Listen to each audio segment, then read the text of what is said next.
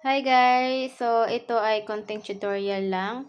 So, kung meron kayong ganitong washing na binili, and then nahirapan kayo paano i-operate. So, ang gagawin nyo lang, click nyo lang to. And then, pipili kayo dito kung anong gusto nyong gamitin. So, ito ay Samsung. 13 kg siya. Then, nilagyan ko na rin siya ng laman. So, start tayo. So, click nyo lang yan. Hintayin nyo mag-red or matapos yung sound niya. And then, pipindutin nyo lang yung washing cycle kung anong gusto nyong gamitin. So, ako ang gagamitin ko ay super clean kasi decolor siya. So, tapat lang natin, bilang lang tayo. Or itapat nyo lang kung saan nyo gusto. And then, click nyo to. Then, pindot. So, mangyayari is yan. So, hintayin nyo lang siya. So, hindi siya agad talaga andar. Or, kung kayo ay nagwo-worry dahil umiikot na siya or gumalaw na, then wala pang tumutulong tubig, wait nyo lang. Tutulo din yan. Siguro mga after 1 to 2 minutes. So, ito ay nilagyan ko na ng powder. Meron na yung sabon doon sa loob. Ayun yun. Yun may nakalagay na detergent. So, nilagyan ko na siya ng powder doon.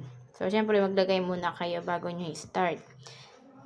So, iikot lang muna talaga siya ng ilang minutes bago siya tutulo. Syempre, kailangan nakakonect na yung hose ninyo sa gripo. And naka-on, syempre.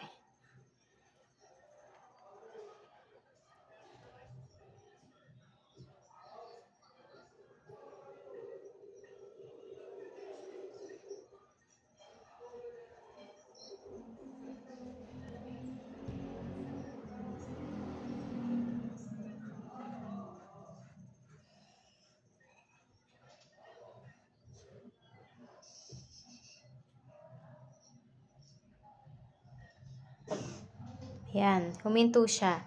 So, wag kayong mag-worry kasi doon na mag-i-start yung tutulo na yung tubig niya. So, nandoon din nakatapat yung powder or dun sa detergent na yan. Doon din siya bumubuhos. O doon nakatapat yung tubig. So, mag-iipon na yan ng tubig.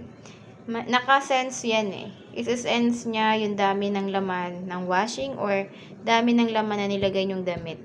Doon sa dami din ng tubig. So, hindi na kayo mag-worry. Kahit nanonood kayo ng TV, so, dire-diretso lang siya.